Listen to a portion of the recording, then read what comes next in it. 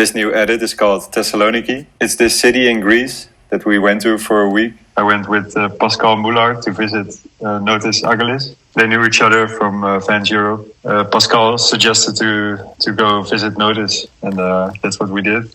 We stayed at his place. It was super nice. Just skated the plaza spots. We had a great time, and it was very productive, as you can see in the edit. We got a lot of stuff done, and it didn't even really feel like we tried so hard, We just skated every day, and this is what came out of it. I know you touched on the spots and that it was, clearly a productive week out there. What kind of expectations did you have going into it? I've never even heard of this place, to be honest. Thessaloniki?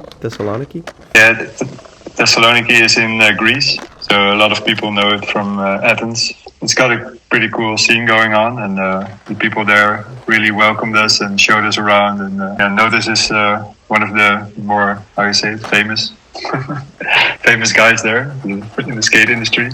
Yeah, we just had a really cool week. Everyone was hyped to go skate every day, and apparently the weather was really good for that time as well. It was in February.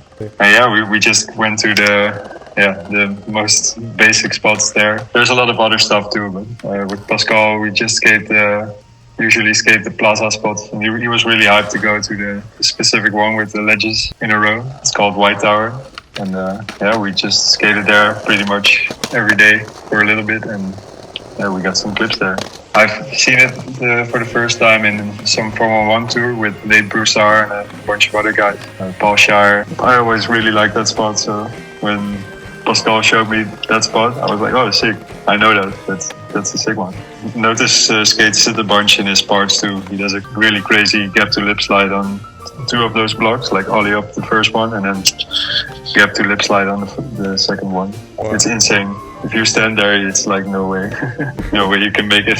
So we'll get back to this edit, but to go a little more general for a second, you obviously make videos for Pop, you do memory screen, and then you do edits like this on your own. How do you manage all 3 of those things at once? A couple of years ago, I quit my job at the skate shop to really only skate and film. And since then, it's going pretty good. So I managed to survive. So that's how I have the time to do everything: go skate, go film, do memory screen on the side. But everything is pretty time consuming. So it's tricky to do it all. With someone like Pascal, since he rides for Pop, how do you decide whether his footage goes to a personal video that you're making versus, if there's a Pop project going on? Well, for Pop, we did a full-length video last year. It had to be finished actually 1 year ago around this time. And we filmed for that video for 3 years or so. Pretty much all the skaters on the team were really wanted to get their best stuff for that video. So if you film for 3 years, you get a lot of stuff that's left over. So when I made that stock, the latest project of my own, it was a lot of leftovers from the Pop video, plus everything we filmed in the most recent year, because the Pop video was done last year and that stock came out a couple months ago. So it was kind of a throwaway or leftover stuff, plus everything we got that year. Yeah, for the Pop video was a pretty big project. That was kind of the priority for everyone. So that was kind of stacking clips for 3 years. And now I try to not sit on footage for too long, because it gets old quick. Time flies by. For that stock, for example, we had clips from 2020 till now. Some old clips that never made it in a video, and I just wanted to get rid of everything without throwing it away. You put a lot of effort in filming, so it's good to give it a platform. Every clip you put the time in. Yeah, for sure. So to touch on your filming a bit, I would say you have a pretty distinct filming style. You clearly love to film 4x3, and I was curious, does your love for that, I would assume it starts from the VX. Is that true? Yeah, filming the 4x3 is definitely from what I was used to seeing when I was growing up. I started skating in '98, so the videos that I've seen from the beginning were like Mouse and a lot of 411s. And later, of course, Yeah Right and all the VX stuff that really cemented the way I looked at skate videos. And 4x3 fisheye I like it the most. Especially this setup I found. It's the GH4 with the mic 3.5 fisheye. It's such a nice setup. You can get so close to the skater, and it's you never cut the heads. Actually, you can get really close in the action, and it looks super nice. Yeah, I'm a big fan of it. I think it looks really good. I do want to touch on back to the VX. There's obviously a lot of people, in your age range or that grew up skating in the late 90s that maybe became like a VX purist and that's all they want to see and film with. It seems like you took, that 4.3 look from VX and made it your own and made it modern with HD. Was that a hard transition for you? Did any part of you want to just keep filming with the VX? Not really, because it's mainly because of the fisheye is so expensive, the MK1. If you're filming so close, the lens is likely to get hit by a board. So you get some scratches, and then you don't want to pay 750 euros for a new lens. And even now you can't really get a new one. So it was a kind of an easy decision when I found this setup with the small lens. It's super cheap too. So I started filming with it, and I was like, there's no way I'm going back to filming with the MK1, because it looks super nice. It's even sharper than the VX. And for long lens, I still use the VX in the pop video. So I haven't used it in a year or so now, but I still have one if I want to use it. Do you wish that more people would film 4x3 HD? I don't know. I like seeing the HPX things too with the extreme fisheye. I think that looks really sick too. But it's I've never even seen a fisheye in Holland. I don't think it ever arrived there. I think there's no one here with that setup with the extreme. There's some people filming with the HPX, but no one has the extreme. That's pretty funny. It never made its way to Holland. Yeah, I think so. I mean, I've seen it. Someone in Thessaloniki had one too. So they're in Europe, but not in Holland. But still, if I had it, I think I would like to film 4x3 with my setup. I think it's pretty hard to make it interesting with HPX. Not everyone pulls it off. I really like Ben Shadorn's work with it, all the latest edits with Cyrus and Yalta. Yeah, I rewatched that Yalta part a lot. That's been like a standout for me this year. Yeah, he's the best. So to go back to Thessaloniki, I do want to talk about a couple specific tricks. Pascal and Notice both skate that curved bench. I would love to hear about that session, maybe each specific trick, what went into them, like the nose slide to back nose grind 180 or the back tail to fakie 5-0. Yeah, there's a funny story with this one. For the pop video, we tried this trick, the nose slide to back nose grind revert on the spot in Rotterdam. We tried for a couple hours, but Pascal kept sticking on the landing in a crack. So it wasn't really working at the spot, but he knew he could do it. And then a couple months later, we booked a trip to Thessaloniki, and he knew there was this curved ledge.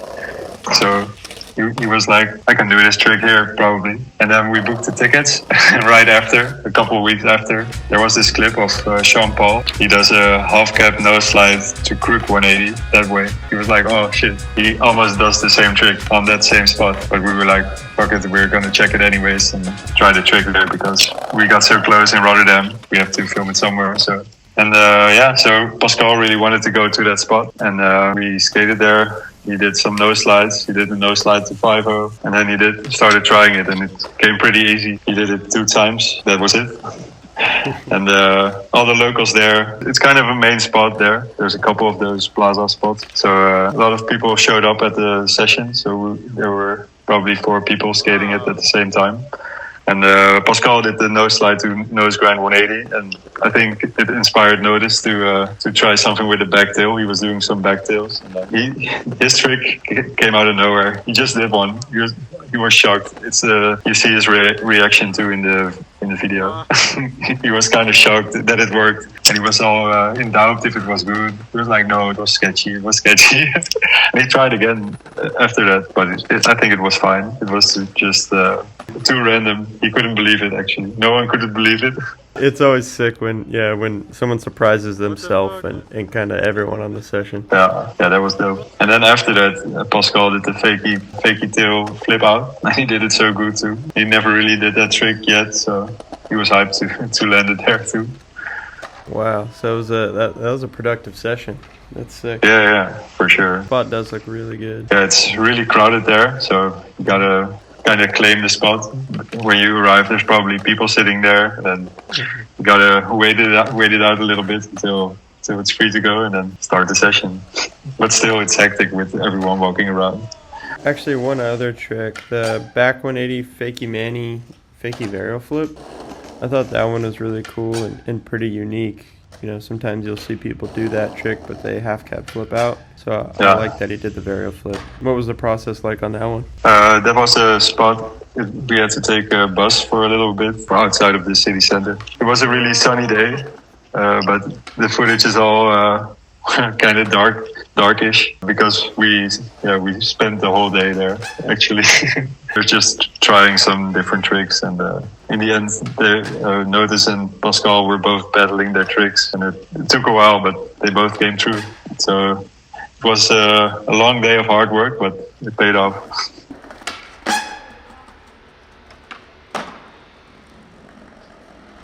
Rob Maatman, I know he wasn't in this latest edit, but you two seem to film together pretty often and work really well together. What's that like working with him on projects? Filming with Rob is always really fun.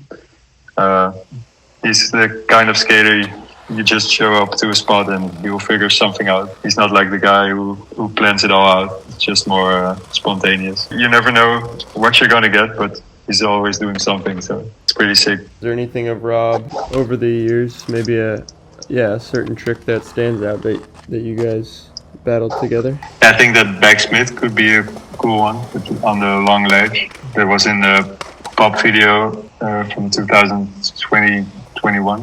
We had to go back for it a couple of times. It was a brand new spot, and it was almost too good to be true. Like this really long out ledge over the stairs. It was a new spot in Amsterdam. Yeah, this was kind of the mission to get the backsmith because it grinded so well, but still it was so long, so it's kind of hard. And then there's these poles at the bottom of the stairs, so it's kind of hard to do the whole grind and then get through the poles. I remember some tries where he lands and then kind of slips out and almost sacks the pole, like power slides out. So it was kind of a battle, and I think he was kind of over it at some point, but he kept it going, and eventually he did it so good that it kind of looked easy. But that's always his problem. When it works, then it looks too easy. He actually did one that was a bit sketchy, but then he's too picky too. He's like, no, I can do it better. And then he does it better, and then it looks too easy. The spot is gone now, it's all kept, so we had to be quick to do this one too. Chris Roberts claimed he could do a nose grind on the 9 Club when he saw this clip of Rob doing a backsmith, but I don't think he could do it. A nose grind that ledge. I would probably do it within 10 tries. Let's go. Easy. The whole thing. And then after I got the nose grind, I would probably try to nollie heel out. Hey. He is the hurt skateboarder. When you're hurt and you can do everything. You can do everything. Yeah. I'm not 10 tries. No, easy. Easy. You don't think I can nose grind that thing in 10 tries? Right now? Yeah. No. What? So you and Rob have been filming for a long time, right? How did you guys first meet? Well, he was living in Deventer. It's kind of the other side of Holland, actually. And I think we met probably at contests or something. You see each other, you know of each other, but you haven't really met, but you already know each other a little bit. I'm not sure when actually, but he moved to The Hague, and that's when we really started filming a lot together. But I think the first time would be for the Bombaklots videos, maybe around 2015 or something. He had a part in there in the Bombaklots, which was also filmed with Sami. So he filmed a lot with Sami before. I'm not sure how, but we ended up skating a lot together. And it's been a while now. Yeah, that's sick. When I think of your filming, he's definitely someone that comes to mind. And when I think of his skating, I just picture it in videos that you've made. So it's pretty cool because, like I said earlier, I'm definitely a fan of of your filming and the look of your videos, and I'm a fan of his skating. He just seems like someone that if you're watching in person, you don't really want to take your eye off of, because he could probably just do exciting, surprising tricks like at any moment. Yeah, it's true. He can try anything and he will do anything. Like the 50-50, he'll just land stuff like that first try. Yeah, he's really good skater. But he was already super famous, before I even met him. He skated for Zero and stuff. He went to the States a couple of times to film for Zero videos and stuff. Wow. Pretty crazy. That's so funny. That's going from Zero to Pop is quite the difference. And in between he was skating for Frank, another European brand. I added a screenshot of his side too. The back nose blend on the bank thing. That's a pretty cool, actually it's maybe not the best story, but it's a really sick trick in Amsterdam. Yeah, he's really cool. I was stoked on his footage. This is from Deadstock, right? This is from the pop video. He's from Osaka, Japan. And he came over for 2 times for a month to Amsterdam to film for the pop video. And he got so much stuff done. In those months, it was just me and him probably every day going skating. And then we took one day off, and then the next day we go skate. And this spot specifically is a spot everyone knows in Amsterdam, but not a lot of people skate it because it's kind of hard to skate it. You have to ollie up this bank and then onto this rough concrete thing with a weird edge to it too. He's a really good skater, obviously. And he was trying this back nose blend. It's kind of asking for it. I think Noah from Pop did frontside nose blend maybe 10 years ago already. And since then it's kind of waiting for someone to do this one. So it's kind of sick that he's the one to do it. And it was the last day, or the second to last day from this second trip. So kind of the final moment to film anything for the pop video for him. Then he did this one and it ended up being so good. I remember at the premiere everyone going crazy on this one because it's such an iconic spot and he did it really well. Yeah, that's sick. Sometimes back nose blunts make me think of Shin Senbongi. Yeah. It just seems like a spot and a trick he would do, and I was stoked when I saw this. I really like both of their styles, and this was a really sick trick. Yeah, I can see the resemblance. It's really steep too, and the tiles are really slippery. So if you ollie up, chances are you just slip out. This fakie 5-0, fakie vario flip by Pascal is a pretty funny story. We were on our way to the spot in Amsterdam, and on the train we were checking the quarter snacks top 10, and number 2 was a fakie 5-0, fakie vario flip at Universitat in Barcelona. And Pascal was like, I can do that.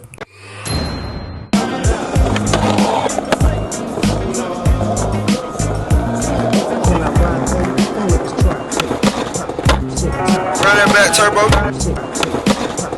And then a couple hours later we filmed that trick in a line, which ended up being the ender of his part in the pop promo. So pretty funny that he claimed that he could do it and he got it. That's so sick. Yeah, it's always funny. Quarter snacks, it's always a big thing to try to make it in there. But Pascal never got it. He always, if he puts out something and he's not in there, he's like, oh fuck, I have to try again. Well, hopefully he'll get in there soon. Yeah, hopefully with this one, with the Thessaloniki edit. What project is next for you? I'm filming some shorter things for pop now. We're doing just 1 day sessions as a pop clip, like they used to. They used to do these raw edits in black and white. They would film a couple weekends and take the team to a couple different cities, and that would end up as a pop clip. And there's already around 40 of them. That's a cool way to do it. I watched the recent one, thought it was cool. Is it hard at all figuring out like a spot or spots to go to in 1 day to try to film an edit? Usually we just go to one city and then just cruise around the city center. It's not like we have to go by car or anything. Just go skate from spot to spot. It's pretty easy out here. And if you go to a city that we haven't been to in a while, then everyone's pretty hyped to go skate it. Sick. Cool. Well, this was really cool to hear some stories. So thank you for sharing all that. Yeah, I hope you can work something out of this messy voice memos.